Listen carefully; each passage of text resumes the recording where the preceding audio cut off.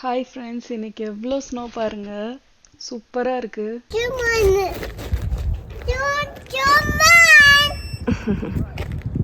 நான் நினைக்கவே இல்லை நைட்டு 2 AM ஸ்னோ வரும்னு போட்டிருந்தது அலர்ட் எங்களுக்கு.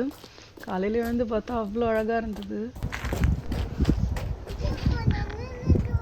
ஆக்சுவலாக ஊர் இருட்டாக தான் இருக்குது, ஆனால் இந்த ஸ்னோவோட ரிஃப்ளெக்ஷனாக என்னன்னு தெரியல, ஒரு மாதிரி வெள்ளையாக தெரிஞ்சுது. இதுதான் அந்தூரியம். இது பார்த்திங்கன்னா என்னாகும், முதல்ல லீஃப் இந்த மாதிரி வரும். ஸோ இது புது லீஃப், இந்த மாதிரி லீஃப் வரும். சிலது வந்து பிங்க்காகவே வரும். இதெல்லாம் பிங்க்காகவே வருது. ஸோ இதுதான் வந்து பெருசாகி இந்த மாதிரி பூ வரும். ஆக்சுவலி பூ இதுதான் பூ. இந்த பிங்க் கலரும் லீஃப் தான். என்ன சொல்லுவாங்கன்னா, மற்ற பாலினேஷனுக்காக, மற்ற ஹனிபீஸையோ இது எல்லாத்தையும் அட்ராக்ட் பண்ணுறதுக்காக இந்த பூவோட லீஃப் மட்டும் இந்த கலர்ஃபுல்லாக இருக்குதுன்னு சொல்லுவாங்க.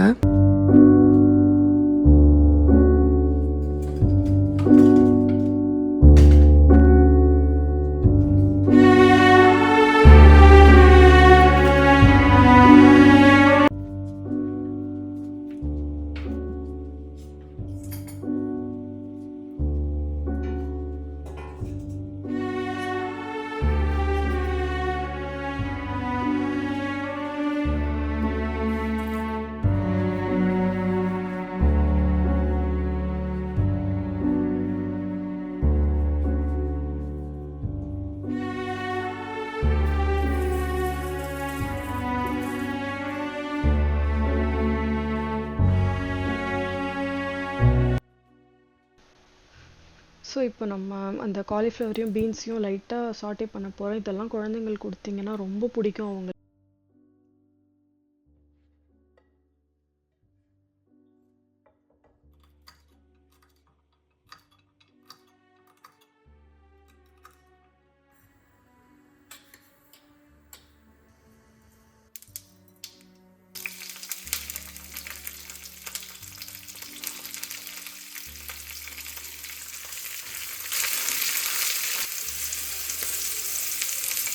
இந்த காலிஃப்ளவர் கொஞ்சம் ஓவர் குக் ஆகிடுச்சு, மீன்ஸ் ஃபார் ஸோ இதெல்லாம் பண்ணி முடிச்சு அதுக்கப்புறமா நமக்காக நம்ம ஏதாவது பண்ணுறது ரொம்ப கஷ்டம்.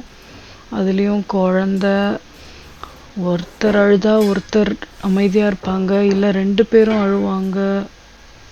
ரொம்ப கஷ்டம்தான். நான் வளர்ந்த விதத்துக்கு அது ஒவ்வொருத்தரோட வளர்ந்த விதம்னு நினைக்கிறேன். எனக்கு நிஜமாவே ரொம்ப கஷ்டமாக இருக்குது இந்த கண்ட்ரியில் வந்து. பட் நான் எல்லாமே பிடிச்சி ஆசையாக பண்ணிகிட்ருக்கேன், அதனால் அது எனக்கு பெருசாக தெரியல. எங்கள் அம்மாவுக்கு ஃபஸ்ட்டு போய் காஃபி கொடுக்குறேன். அந்த ரூமை அதெல்லாம் எடுத்து ரீசைக்கிள் பின்னில் போட்டுட்டு கொஞ்சம் நேரம் இயற்கையை ரசிச்சுட்டு அந்த குளிரில், சின்ஸ் நான் அந்த ரோப் போட்டிருந்ததுனால எனக்கு அவ்வளோ குளிர் ஓகேவாக இருந்தது. இங்கே ஃபர்ஸ்ட் ட்ராக்கில் வந்து எனக்கு ரொம்ப இடுக்கமாக, அதாவது ஒரு பொருளை எடுக்க முடியல, இன்னொரு பொருளை கொஞ்சம் தள்ளி வச்சுட்டு பின்னாடி இருக்கிறதெல்லாம். அதனால் ஏதாவது கொஞ்சம் நீட் பண்ணலான்னு நினச்சேன். இங்கே இருக்கிறது எல்லாமே எனக்கு அடிக்கடி யூஸ் ஆகுற பொருளாக இருக்குது. எதையும் எடுத்துகிட்டு போய் என்னால் பேண்ட்ரிலையும் வைக்க முடியல. பட் இருந்தாலும் இந்த இடத்துலையே கொஞ்சம் எல்லாத்தையும் கொஞ்சம் அட்ஜஸ்ட் பண்ணலான்னு எதையாவது எடுக்கிறேன், இல்லை இது தேவைப்படுமே அப்படின்னு திரும்ப அதே இடத்துலையே வச்சிட்ருக்கேன். ஸோ எப்பவும் போல் நான் உங்களுக்கு இன்க்ரீடியன்ட்ஸ் எல்லாமே எழுதியிருக்கேன், அதை பாஸ் பண்ணி ஒரு ஃபோட்டோ எடுத்துக்கோங்க. நெக்ஸ்ட்டு நான் வந்து ஈஸ்ட் ப்ளூம் பண்ணி வச்சுட்டு அதை ஊற்றிட்டு மைதா மாவு போட்டுட்டு அதில் கொஞ்சம் சர்க்கரை அப்புறம் கொஞ்சம் ஆலிவ் ஆயில் ஊற்றி நல்லா இதில் மிக்ஸ் பண்ணி எடுத்துப்பேன். இதுதான் என்னோடய பேஸ். இது ரொம்ப சிம்பிள், பீட்சா பொறுத்த வரைக்கும் ரொம்ப சிம்பிள். நீங்கள் உங்களால் நல்லா மாவு பிசைய முடியும், கையிலேயே நீட் பண்ண முடியும்னா நீங்கள் ஈஸியாக வீட்டில் பண்ணிடலாம். நான் பீட்சா மட்டும் கடையில் வாங்கிறதுக்கு எனக்கு ரொம்ப பிடிக்காது. ஏன்னா அதை விட எனக்கு வெஜ் பீட்சா தான் ஃபர்ஸ்ட் ஆஃப் ஆல் பிடிக்கும். ஸோ வெஜ் பீட்சா வீட்டில் ஸ்மெல்லோட சூப்பராக இருக்கும் பீட்சா. ஸோ என்னோடய டோ நல்லா ப்ரூஃப் ஆகிடுச்சு. இப்போ ப்ரூஃபிங்னு சொல்லுவாங்க. நீங்கள் ஈஸ்ட் போட்டுட்டு அதை இன்னும் மாவை வளர விடுறது, அது பண்ணி நான் பேஸ்க்கு ஓரளவுக்கு ஈவனாக திரட்டி வச்சுருக்கேன். சைட்ஸில் உங்களுக்கு குண்டாக இருந்தால் ஓகே தான், ஏன்னா நீங்கள் பீட்சா சாப்பிட்ருப்பீங்கல்ல கடையில், சைடில் எப்போவுமே கொஞ்சம் கொஞ்சம் குண்டாக இருக்கும். நடுவுலலாம் எனக்கு நல்லா தின்னாக இருக்கணும், அப்போ தான் உங்களுக்கு நல்லா வெந்து வரும்.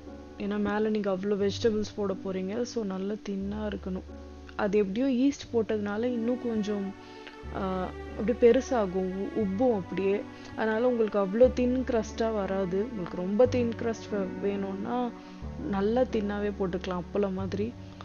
ஆனால் வந்து உங்களுக்கு நார்மல் பீட்சா மாதிரி வெந்து நல்லா வரணும் அப்படின்னா ஓரளவுக்கு தின்னாக போட்டிங்கன்னா, சப்பாத்தி அளவுக்கு போடக்கூடாது, அதை விட கொஞ்சம் திக்காக போட்டிங்கன்னா உங்களுக்கு நல்லாவே ஊதி போய் நீங்கள் கடையில் விற்கிற பீட்சா மாதிரியே நல்லா வெந்து வரும். உங்களுக்கு அந்த நான் பிரெட் சாப்பிட்டீங்கன்னா எப்படி இருக்கும் அந்த மாதிரியே வரும், சூப்பராக வரும். பார்க்குறீங்க, நான் இதுக்கு தேவையான வெஜிடபிள்ஸ், மஷ்ரூம், பெல் பெப்பர்ஸ் எல்லா கலர்ஸும், அப்புறம் ஆனியன், டொமேட்டோ, பிக்கிள், ஆலிவ்ஸ் எல்லாமே நான் எடுத்து வச்சுக்கிறேன். அசம்பிளிங் தான். வெஜிடபிள்ஸ் எல்லாம் நான் சொன்ன மாதிரி நல்லா ஸ்ப்ரெட் பண்ணி போடுங்க. ஒன்று மேலே ஒன்று இருந்ததுன்னா கீழே இருக்க பேஸ் வேகாது, பட் சீஸ் வந்து உங்களுக்கு கோல்டன் ஆகிடும். பீட்சாவோட ரூலே வந்து சீஸ் கோல்டன் ஆனதும் இட்ஸ் ரெடி. ஸோ அவன் ப்ரீஹீட் பண்ணியாச்சு. என்னோடது 450 டிகிரி ஃபாரன்ஹைட். சீஸ் கோல்டன் ஆகிற மாதிரி குக் பண்ணி எடுத்தாச்சு. கொஞ்சம் டார்க்கே ஆயிடுச்சு, பட் இருந்தாலும் ஒரு டிஃப்ரென்ஸும் இல்லை, அவ்வளோ டேஸ்ட்டாக இருந்தது இந்த பீட்சா. சூப்பராக இருந்தது. வீட்டில் செஞ்சு சாப்பிட்டு பாருங்கள், அதோட டேஸ்ட்டே தனி. Bye friends.